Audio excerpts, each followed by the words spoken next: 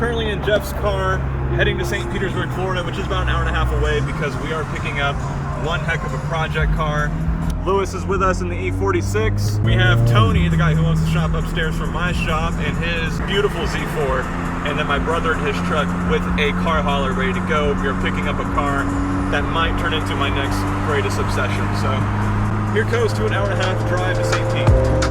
In this video, you guys heard that right, we're going to go pick up a new car for me, which, talking as Caleb from the future, most certainly has turned into my newest and greatest obsession. So sit back and relax as we begin descending into the rabbit hole known as BMWs.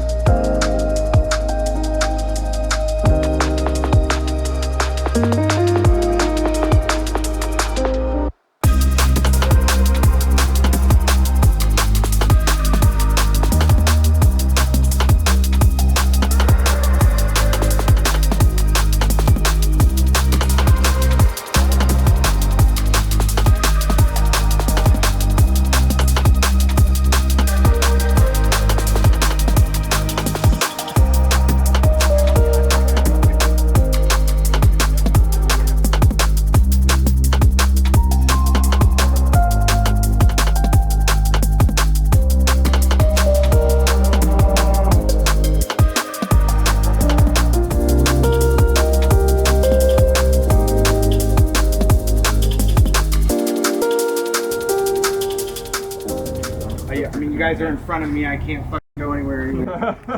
Coming up and fucking like a gang, bro. Yeah, right? Well, that wasn't intended at first.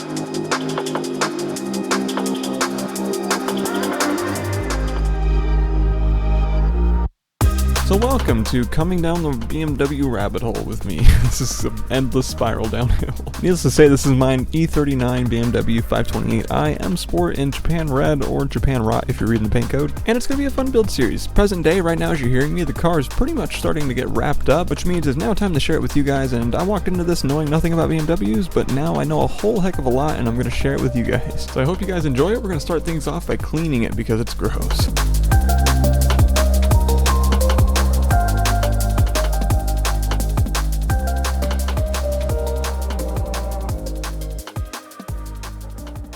Beautiful. We looked up everything on the VIN to make sure everything of this car was attached to the VIN, such as the paint, the trim level, the M Sport. It has replica M5 wheels on it, but you know, whatever, that's fine. We just need to get it cleaned in the motor, so that way we can pull off the intake manifold, do some coolant lines, replace the power steering pump, replace the oil filter housing, and then we're good to go. And full suspension overhaul, because why the hell not? It's BMW. This thing, it's cheap. Complete suspension overhaul. Like 300 bucks? It's 500 bucks for one strut for my Golf R. Crazy. As you guys can probably tell from my voice, I am ecstatic to start on this car. This is actually being filmed the day after I bought it, so immediately after I woke up the next morning, I ran over to the shop and I started going off on this thing. First things first, I really wanted to get this thing cleaned up inside and out the best that I could, at least some sort of a starting point. And when I was buying this car, I knew that it had been sitting for quite a bit. I knew it had paint damage, I knew it had leather decay on the rear seat, so I just want to get it nice and cleaned up inside and out the best I can before we move on to the mechanical stuff. And I will say, we try to clean the engine bay, but we do the majority of that as we work on it.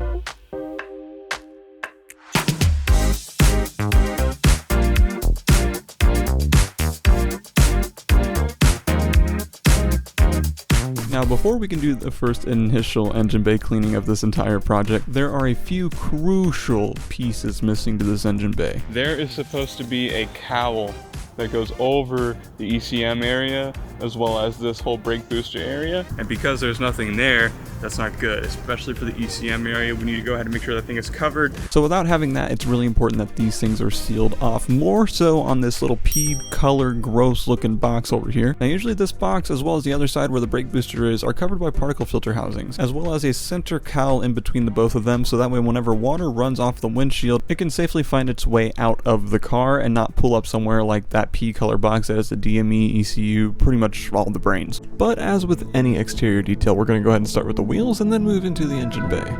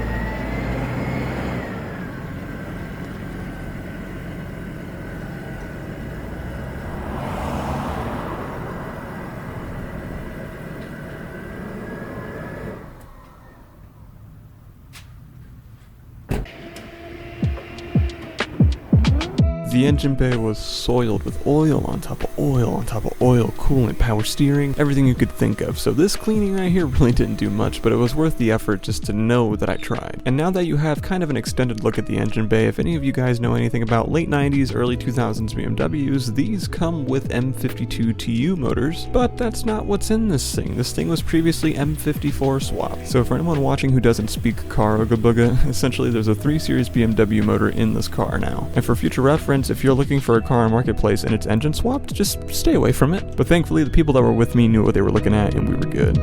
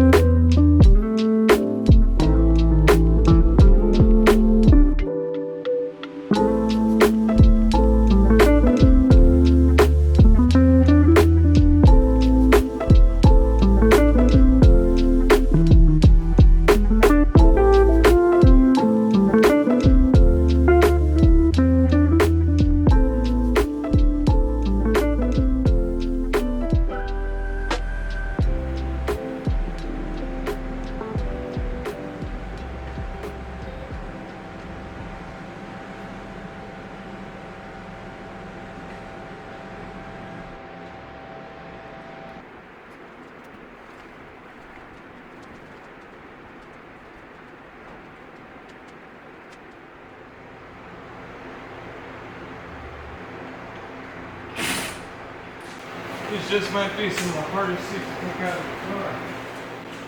That was difficult. I got the seats taken out, which means the interior is ready to clean, but one little thing. The next day was the landfall of Hurricane Ian, which normally wouldn't be a big deal. I'm from Florida. I'm a Florida native. I'm used to hurricanes, but because of where my shop kind of sits on the street it's on, like the elevation it's at, it's not uncommon for water to get in there from a heavy thunderstorm. So walking into this after a rough hurricane, I was kind of worried that my new car was going to be flooded or water damaged or destroyed, as well as the E60 M5 and the R32 Golf. It's not bad. E39 is healthy. Some water back here by all the parts for the LS motor. R32 got its feet wet. Looks like we lucked out, man.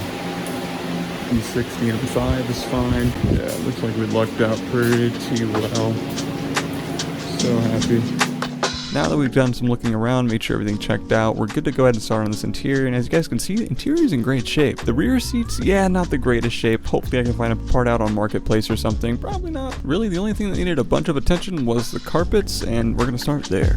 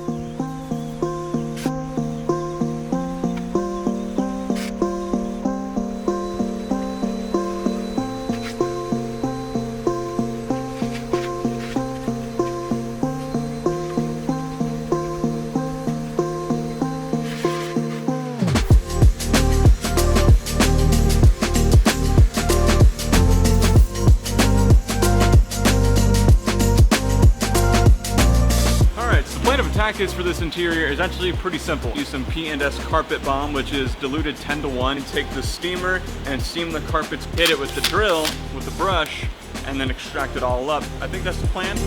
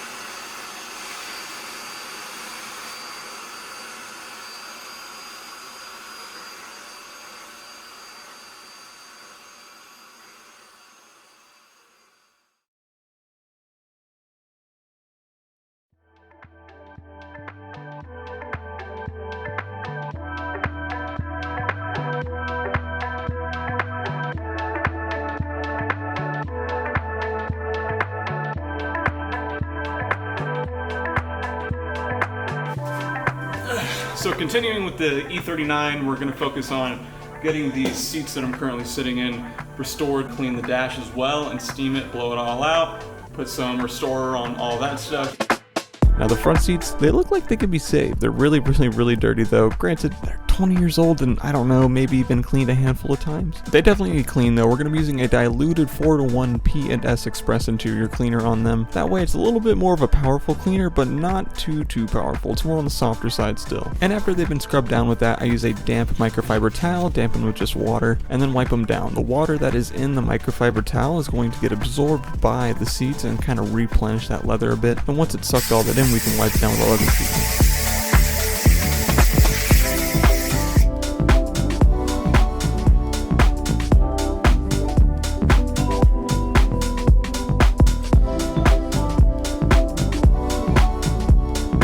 So this turned out fantastic. I'm gonna put on this conditioner right here. This is the P&S leather treatment, and see how it turns out.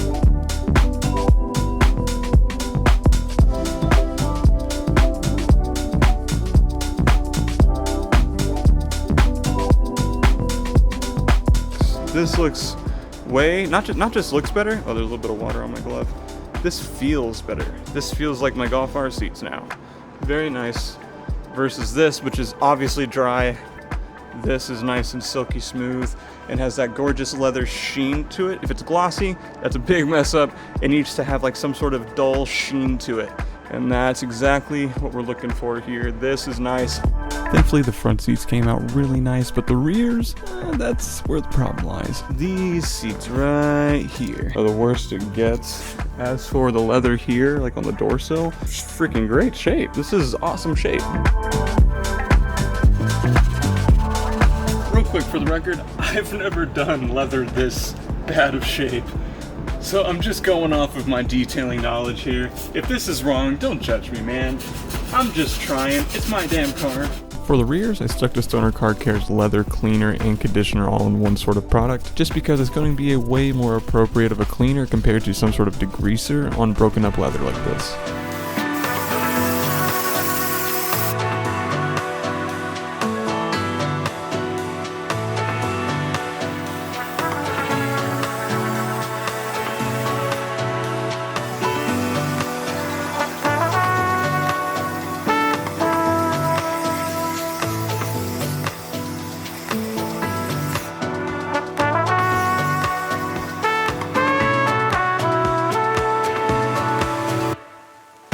While waiting for the rear seats to absorb all the water, I went ahead and turned to the steering wheel, and surprisingly enough, most of the steering wheel came out really nice. I still need to have it sent off to get completely redone, but for now, I'm surprised it came out really nice.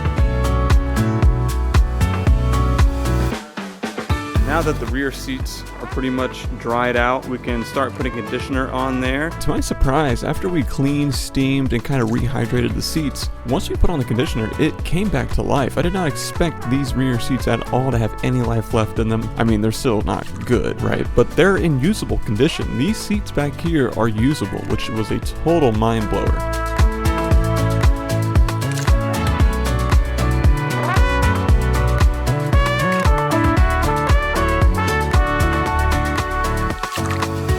To wrap things up in the interior, we got the rest of it cleaned up. Everything was in solid shape. All the black plastics I did have to recondition with some sort of interior dressing. I personally like using Stoner Car Care ceramic trim shine. You can find that in the description below if you are interested. They're a sponsor of the channel. Lovely company. And then in typical Caleb CC detailing fashion, I went through all of the glossy wood grain trim and polished it and coated it.